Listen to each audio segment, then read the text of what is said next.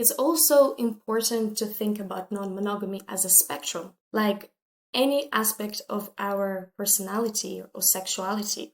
And so this spectrum and this continuum to a degree is influenced by our, novelty-seeking tendencies, our sex drives, cultural and experiential reasons. Really important to step into this territory with being very informed and very grounded in your own experience. Hey everybody, it's Christine Marie Mason. Welcome to The Rose Woman. I'm your host, author, yogi, mama, all the things. Every week we do a topic that is intended to move us from some taboo to liberation, to open our minds and create a little bit more freedom. And this week is no exception.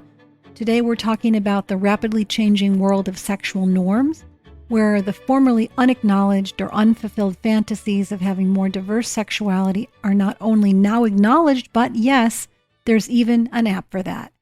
And that app is AppFeeld, a dating app for couples and singles where consent and respect rule the screen. But before we get in and hear their story, I want to pause and tell you that your sexual fantasies and your desires are completely normal. Dr. Justin Lehmiller, the author of Tell Me What You Want, did a survey of the sexual fantasies of more than 6,000 adults. He wanted to know what normal was. There are only two that are not really common. And the number one desire overall?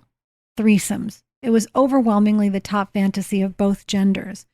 And more broadly, the category of multi-partner play was expressed by 95% of men and 87% of women. So if you think your fantasies are rare, then you're likely to feel more guilt and shame, which causes more relationship difficulty. So when you reconceptualize what is something that you thought was a stigmatizable fantasy, when it becomes normal, that you feel better, you have better relationships, better sexual communications, improved sexual functioning. And good news for those of you in midlife, Lehmiller's research shows that people's fantasies become more adventuresome as they age. They increase up to age 40 when women and men both come into their full agency in their sexuality, then stabilize in their 50s and 60s. So if you or your partner, like millions of others, have any desire for more intimacy, connection, variety, or excitement in your sexual life, that is so cool. It's not the failure of your relationship. It's an opening to new possibilities. So, where would you even start? Well, maybe you'd want to start with AppFeeld. Today I'm talking with Evgenia, who runs UX and UI, user experience or user interface for AppFeeld.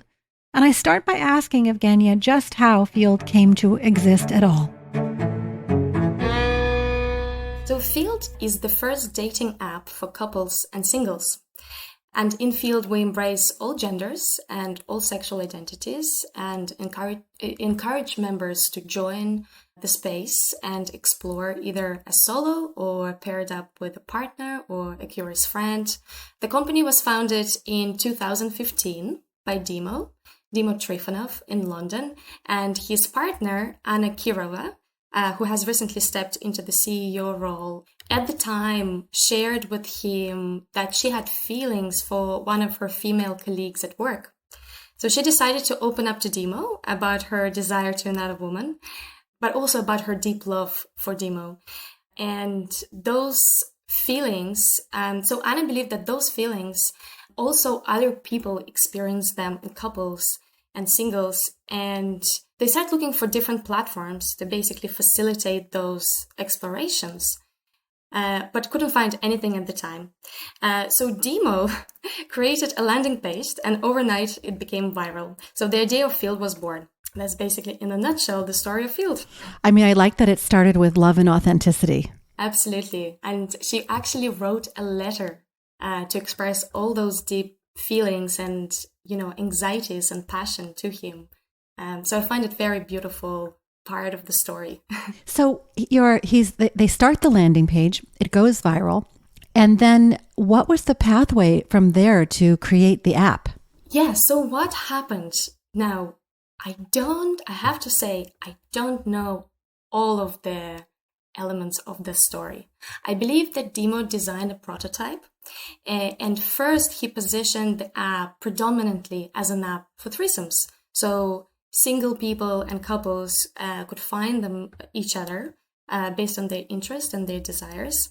But then as the app progressed and, people behind the app have grown and matured, Feeld slowly started to move beyond its initial reputation as the app for threesome into the wider space of consensual and responsible sexual openness.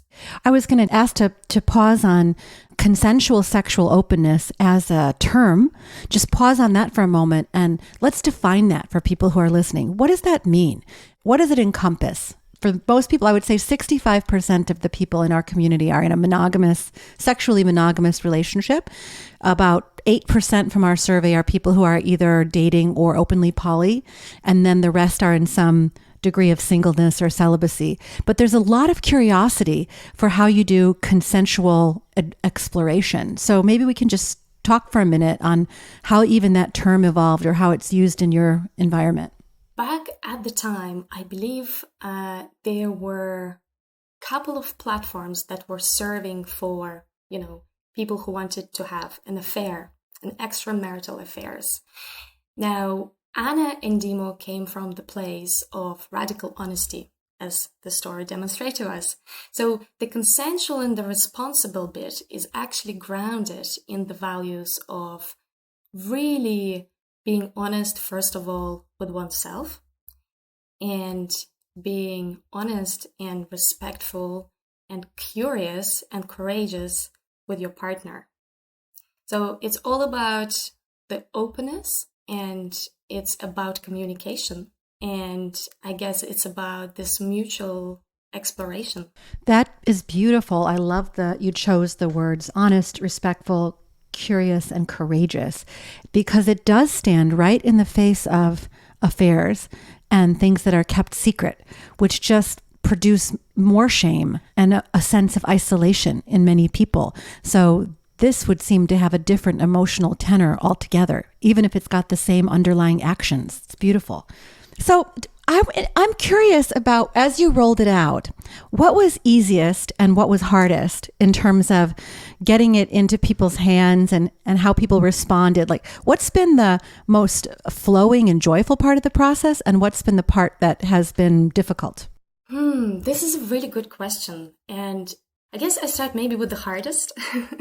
If I can be completely honest, I guess even as my own role evolved in the company, and as the company matures and our collective knowledge of the complexity of human sexuality and the relationship dynamics has deepened, the hardest bit is probably to continue designing with a very close view and consideration to this complexity. So working with this complexity while navigating the overlay of, things like systemic oppression and repression through various mechanisms like church and political ideologies, internalized shame and gender violence. All of this put a lot of responsibility on us as architects of the cyberspace, especially the place where people manifest their deepest, most sacred fantasies and desires. And I guess our work requires a lot of attention and a lot of attention to nuances and radical accountability on our side and representation of all voices. And all of those things are very deeply grounded within our personal and our company-wide values. And so I guess to circle back to what was the easiest, maybe on the professional level, the easiest is we attract a lot of people with very similar mindsets.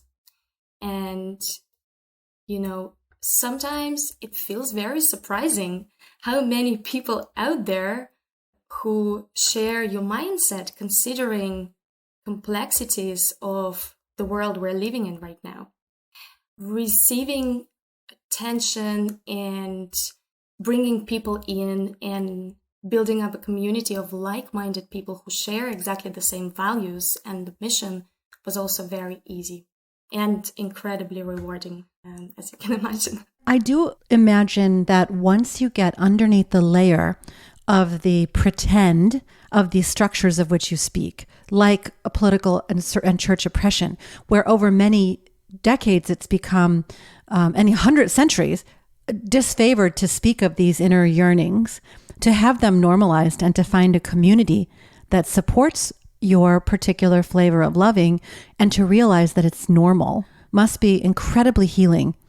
Can you tell us a little bit more about what you are learning about people's desires through the data that you've aggregated in the app? Yes. One of the things that we notice, sexual desires and fantasies are quite universal. And from the academic research, we know that the fantasy of having a threesome or a multi-partnered sexual encounter is pretty widespread, and both among men and women. And even before the pandemic, we saw the growing body of research suggesting that monogamy in a long-term relationship is quite tough on desire, and particularly on female desire. So now we just recently received some data that we were looking at and analyzing. And this is something that encapsulated the behavior, and representation, how people represented themselves throughout the past year during the pandemic. And so what we saw was a dramatic increase in members openly stating their interest for threesomes. So even though before we already positioned ourselves as an app for threesome, now there was almost like a 6-time increase in women's profiles openly saying, this is what I'm looking for. There was a 5-time increase in women stating that they're looking for ethical non-monogamy. And I think there was something like 3-time increase in women stating they're looking for polyamory. And what was even more striking, women are the driving force behind the sexual explorations. So we also noticed some exciting trends in terms of kink desire. And so kink as a desire stayed among top 10 desires in 2020 and was used by 20% of our members. And we noticed a significant rise in preferences for dominance among women, which is quite interesting, impact play, switching. And then we started receiving many fascinating stories about people who were taking lockdown as an opportunity to reconfigure their sex lives, either by exploring kink, solo masturbation, or by exploring different avenues of relationship with their partner. And just to even go back, Christine, to what you said about the healing aspect of it, you'll be very surprised. Since March 2020, there was a dramatic 18 times increase in women mentioning the word healing in their profiles. In what context? Describing themselves on the profile or describing the experience that they were looking for would be something along the lines, I am looking for a deeper connection. I'm looking for emotional availability. I'm looking for emotional intelligence from my partner and a healing or transformative experience. So through some of the data where we're just able to spot this particular trend, the words healing, the words connection, the words meaningful were used incredibly more often comparing to the previous year. That's interesting. I was also noticed that in many of the data points you pulled out, you were talking about women coming into more authenticity around their desires for multiple partners in different ways. And I was thinking about historically how it's always somewhat been sanctioned for there to be polygyny, whether it's a man with multiple wives or the harem model or, a player, kind of a modern version of that. But that polyandry for women was always sanctioned because of the bloodlines and property and all of that. So do you think women are catching up in a way, or that now we finally have an environment where they're able to express it? Maybe the underlying desire was always there and it was just shoved under the carpet. Yeah, I would probably agree with the second statement. I believe that desire was always there, and the internet is a wonderful space for women to start exploring and experimenting and connecting on a completely different level, and it's a much safer environment. It doesn't eliminate all of the threats that are out there, unfortunately, but comparing to real life is a much safer environment. And, in field, through the internal data, we see something of a trend in sexual anarchy among women. Ooh, I like that word, anarchy. I know, yeah. And since the beginning of the pandemic, more women express their want to date separately from their partner. So they would come to field and they would create a profile and state that they are currently in the primary relationship with their partner. But, wanting to date separately or explore separately, again, was used 2.5 times more often since the previous year. And I find it quite fascinating. It's almost women get this autonomy and, agency. And this is something that the internet helps them to achieve to a certain degree. I love that. I like the term sex anarchy also. There are no rules, as they say, but the rules are, it's like an internal discovery of, okay, you can try something.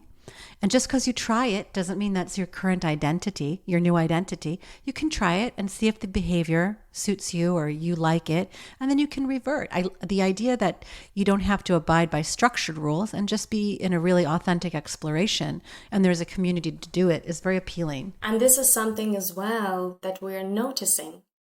And this might be of your interest. The 2020 destigmatized sexting. And I feel we don't speak enough about it. But actually, it's quite massive in terms of being able to participate in your fantasy, which before was only possible through daydreaming, or maybe writing erotica or just dreaming at night. So now people are able and are more willing to participate in their fantasies and co-creating those fantasies, sometimes with complete strangers online through sexting or through videos, through video dating. That's so interesting. I guess if you are stuck at home, there's an awful lot of opportunity to explore the one thing that is still available in COVID, your imagination and your body. I guess that's two things. Let's go back to what you said about safety. And let's talk about the role of safety on the platform and what you guys are doing on a platform-wide basis to help protect users. So safety, I feel, plays a very significant role in designing and thinking and conceptualizing the experience for our members. And so as a start, during the onboarding, when the person registered for Field, they commit to the Field community and safety guidelines, in which we position consent and mutual respect as a fundamental principle in Field. We also have an amazing team at our support department. They're incredibly patient, very emotionally mature and intelligent. And we handle all of our questions and all of our reports with exceptional care and attention. Also, as a company, we have zero tolerance for any type of abuse happening on our platform. And we're very loud about it. And so anyone breaking our guidelines is either temporarily or permanently banned from our platform to protect our members. And last but not least, we believe that we really have a community of like-minded individuals that contribute to this safe environment for everyone on the app. And a lot of members on Field are very direct and very radically honest about their desires. And we hope to an extent exactly this element and this aspect of Field is something that helps to, navigate sometimes very judgmental and kind of shameful attitudes. And so those attitudes actually really not fitting on Field. So people naturally accept others and who they are and what they want and what they're looking for. I think that what I noticed as we sort of were experimenting with it was that the hardest part was a little fear around the backlash of rejecting someone. That there's a sense of that's the most dangerous point as a woman sexually, is to say no. And that there's a lot of squirrely behavior that happens when you're trying to say no in a way that doesn't piss a man off. Do you know what I'm saying? That there's a whole range of female behaviors that have been learned over the centuries to like deflect it without getting a backlash. And so online that's somewhat safer, but that generally tends to be where the trolling and the attacks happen on women. And so in this platform, I maybe you can talk a little bit about the mutuality and even the ability to do messaging. That was a design feature that helped protect against that, right? Yes. This is a good question because the experience that we develop and that we design specifically for women to feel safe on the app is also highly influenced by, the community who we interact with. And so Field is first and foremost its community, and we learn and we ideate a lot, influenced by the needs of our members, and all their user interviews and all their interactions with our members definitely help with that.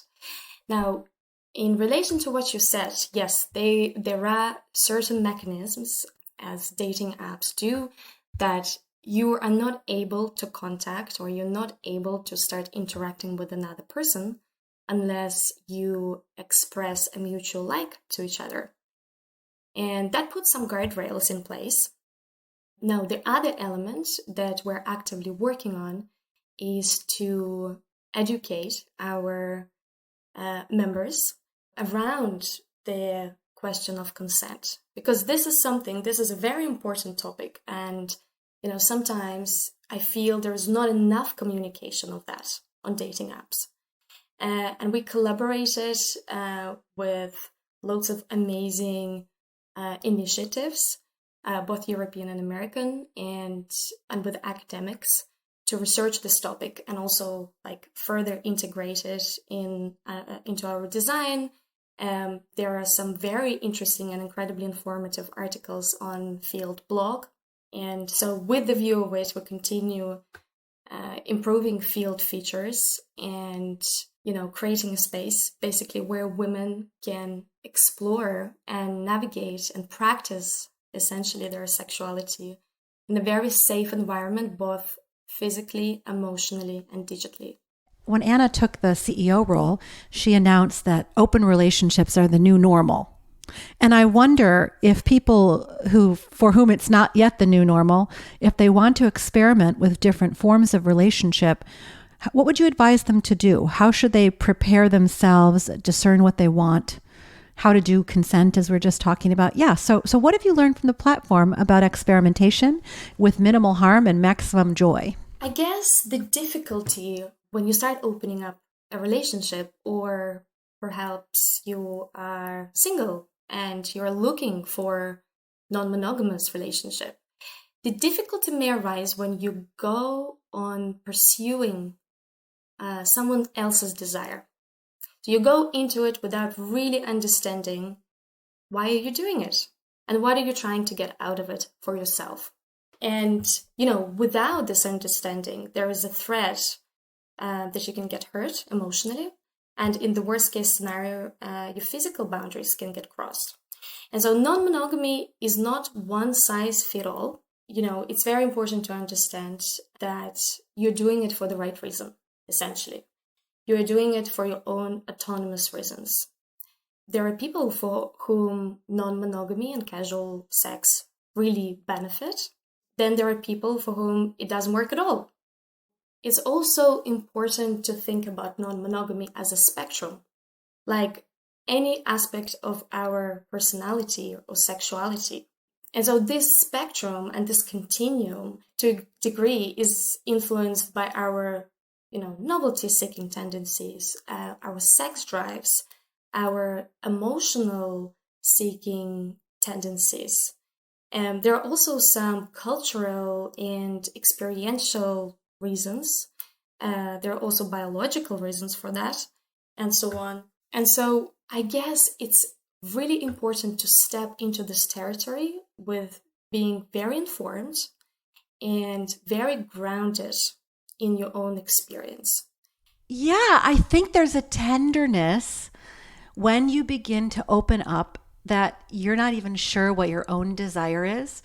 And perhaps the way to speak to that so that you're accurately representing yourself to others is, I think I'm interested in this, and I'm experimenting, and I'm not sure. And that they would then be open to participating, and you wouldn't be misrepresenting. Here's what I've noticed in people that are just stepping into a new non-traditional sexual lifestyle, that they are either very timid or they're over their skis and trying to move too quickly before they even actually know what they want. And to be all right to sit in the ambiguity of like, I think I want this, but I love myself and I respect myself. So I'm going to try it, and I'm going to be clear with others that I'm trying so that they don't end up having expectations of me, that I'm careful with other people's feelings as well. Do you know what I'm saying? That it's a tender place to begin experimenting here. Yes, I know what you're saying. In fact, I went through it myself, so I can definitely relate to it. But I guess it is very important to take things at your own pace. And as I mentioned previously, try not to play out someone else's desire or someone else's fantasy.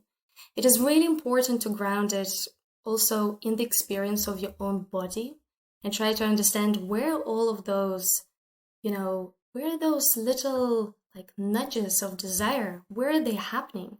I had two very interesting stories that happened to me during the pandemic. I was self-isolating, like we all done to a certain extent. And I remember after 2 or 3 weeks of self-isolating, went to a cafe, and my partner, he owns a coffee shop, and they were baking bread. And so there were this 50 sourdoughs just growing and bubbling and getting ready. And the profound sensation in the body that I experienced was incredible. I never felt anything like this, and it felt so weird, but it's just this very primal ability to connect with yourself, with your own drives, with your fantasy. And I guess with the view of it, it's very important as well, things you expose yourself to. Something that I just can't emphasize enough, how important it is to invest into a good quality sexual content.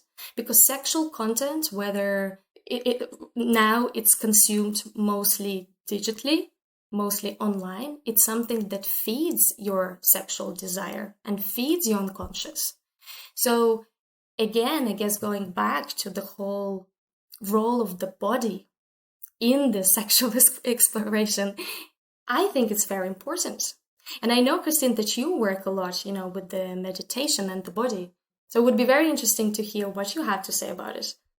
One of the most important places and movements you can make into adulthood is to come into this sense of your inner identity as a whole and complete presence in and of itself. That when you sit in silence and you explore the spirit and mind that is at the center of you, then you know when you're making choices, it's for experience and additive pleasure. It's not to fill a brokenness or a hole inside of yourself. But the inner work of resting in your inner stillness is complementary to rich and complete relationships with other people. And that it puts you in a position where you're not codependent in the relationships you're engaging in. You're more in mutuality. So I feel like the meditation and the self-knowledge and what you're talking about in terms of embodiment and being able to feel your feet and feel your hands and feel when your stomach clenches in anxiety in response to something, or your heart opens and you get excited. Like all of that is practice in yourself. that I think is a really beautiful preparation for anything you do, whether it's relationship stuff or work or being in the culture. So yes, all of what you said, and they're complementary. But I really love the way you speak. I didn't know when we prepared for the interview who you were going to be or what the tone of your conversation was going to be. And I love how careful and respectful and consensual you are in the way you're approaching the whole topic. It's really exciting for me to see who's behind this. It gives me great confidence that you're going to continue to develop it in an integral way. And so maybe we can talk now about where you see it going and what changes you see coming up on the platform. And, where are you in 5 years if everything goes right? What a good question.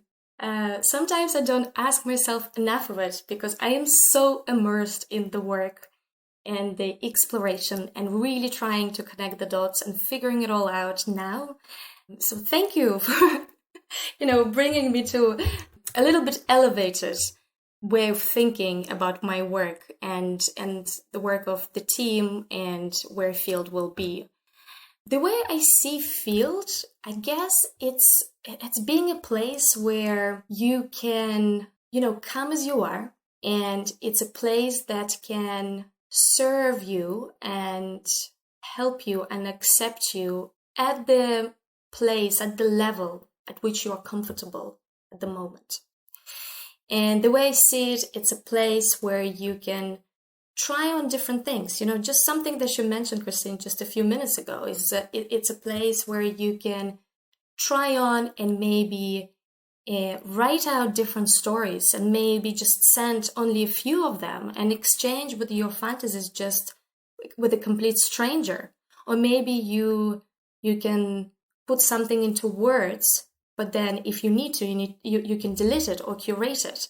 So I see Field as a place, as a product that will develop very intuitively and very close with maybe human internal world, the dream world, something that will help us maybe to daydream and co-create those daydreams and fantasies in a much more proactive way. I see Field is an incredibly safe and very progressive space where people can connect and where people can meet the like-minded people and to explore safely. They explore their pleasure, to get reconnected with their body, to get reconnected with who they really are.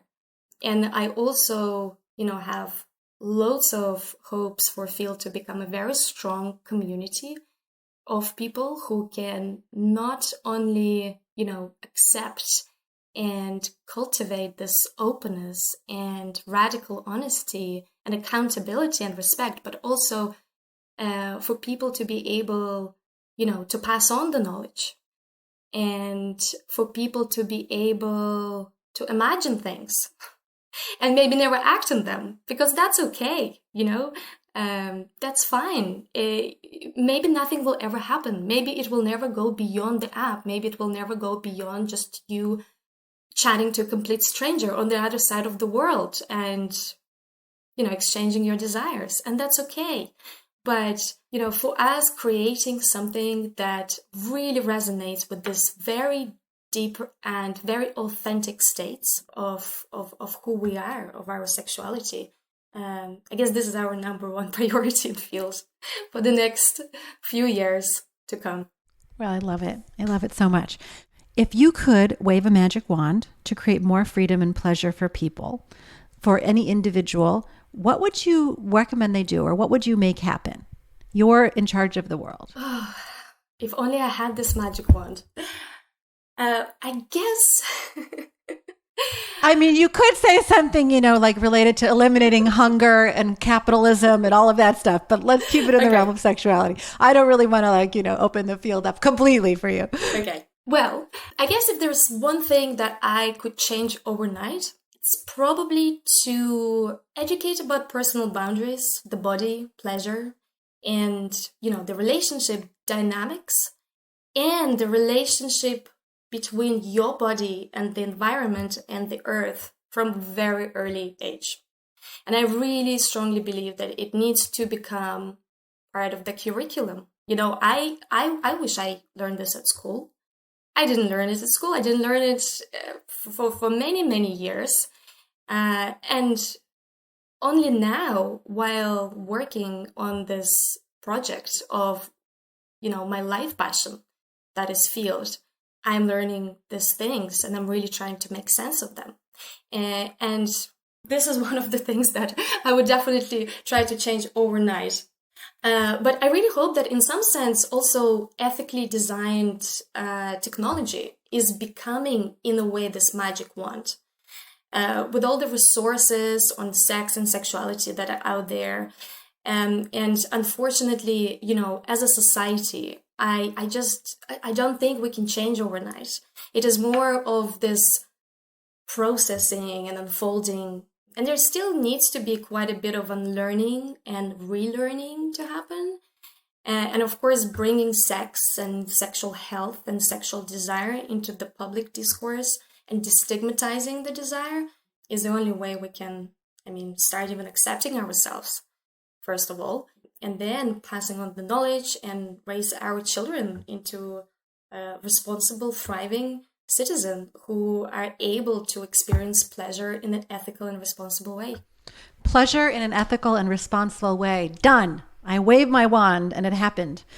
Thank you so much for taking the time today and talking to me. So if people want to try the app, it's Field. That's a combination of the word feel, F-E-E-L, and with a D at the end. And it has the implication of playing the field or in a wide open field of beautiful souls, all these flowers growing. So Field is the app, and you can try it if you're interested or find out more about it at what, field.com? Field.co. Field.co without the M. Okay. Field.co. Field.co. And let me know. I'd love to hear if you try it, what it's like for you. And if you have any feedback for this wonderful team that has stepped out to create a new platform for human relating, I'm sure they'd love to hear from you also. I would like to leave you with this idea that whenever you find your curiosity, that you're allowed to try new things and then decide whether it works for you or doesn't. You can't really know that until you experiment. So I would like us to rethink how we view our choices in life. They don't have to be created by an external culture. They can come from our heart and our imagination, and we can be in complete consent with other adults and try lots of cool things together. And also, I'd like to remind you of the research that I was talking about in the beginning, Dr. Justin Lehmiller, who did the survey of sexual fantasies. He asks us to rethink the approach we take to understanding sexuality. Just because it's uncommon, it's not harmful, so what's wrong with it?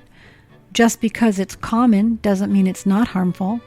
And just because it's normative doesn't mean it won't disgust some people. We really cultivate an acceptance for the wide variety of human experience and desire that exists in the world. If you enjoyed this episode and there's someone you know that's thinking about exploring or expanding their sexual lives, you can pick up your phone right now and text them a link to this episode and share it with them. I would sure appreciate it. You can always give me feedback. Let me know how the episode hit you at the.rose.woman on Instagram or at Rosebud Woman, our company. Have a great day. Be free.